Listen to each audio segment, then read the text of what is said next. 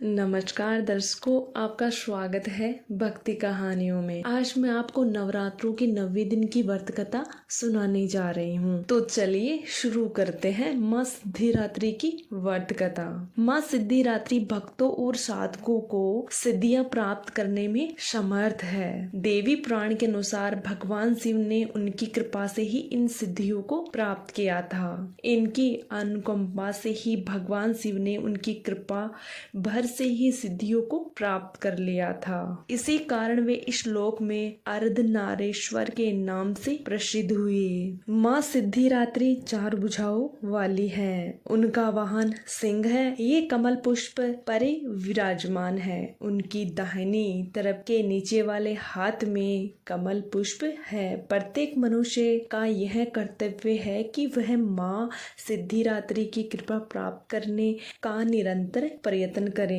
उनकी आराधना की ओर अग्रसर हो और उनकी कृपा से ही अनंत दुख रूप संसार से निर्लिप्त रहकर सारे सुखों का भोग करते हुए भी वह मोक्ष को प्राप्त कर सकता है। 9 दुर्गाओं में माँ सिद्धिदात्री अंतिम है। अन्य 8 दुर्गाओं की पूजा उपासना शास्त्रीय विधि विधान के अनुसार करते हुए भक्त दुर्गा पूजा के 9वें दिन इनकी उपासना में परिवर्तित होते हैं। माँ सिद्धिदात्री की उपासना पूर्ण कर लेने के बाद भक्तों और साधकों लौकिक व परलौकिक सभी प्रकार की कामनाओं की पूर्ति हो जाती है। सिद्धिदात्री माँ की कृपा पात्र भक्त के भीतर कोई ऐसी कामना शेष नहीं बचती जिसे वह पूर्ण नहीं कर सके।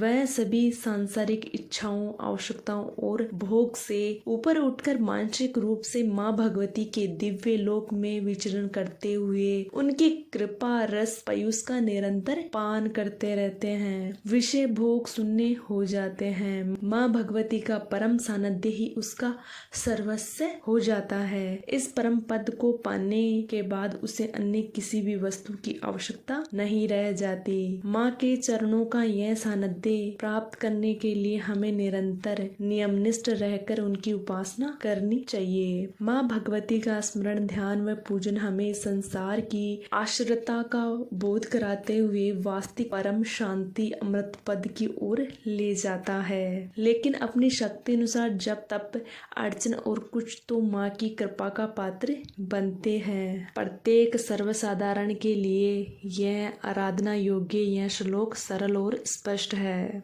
माँ जगदम्बे की भक्ति पाने के लिए इसे कंठस्थ नवरात्रों में 9वें दिन इसका जप करना चाहिए। ये श्लोक इस प्रकार है। या देवी सर्वभूतेषु माँ सिद्धिदात्री रूपेण संस्थस्ता नमोस्तस्यै नमोस्तस्यै नमोस्तस्यै नमो नमः। अर्थ है माँ सर्वत्र विराजमान और माँ सिद्धिदात्री के रूप में प्रसिद्ध अम्बे, आपको मैं बारंबार प्रणाम करता हूँ। हे माँ, मुझे अपनी कृपा का पात्र बनाना। कथा समाप्त।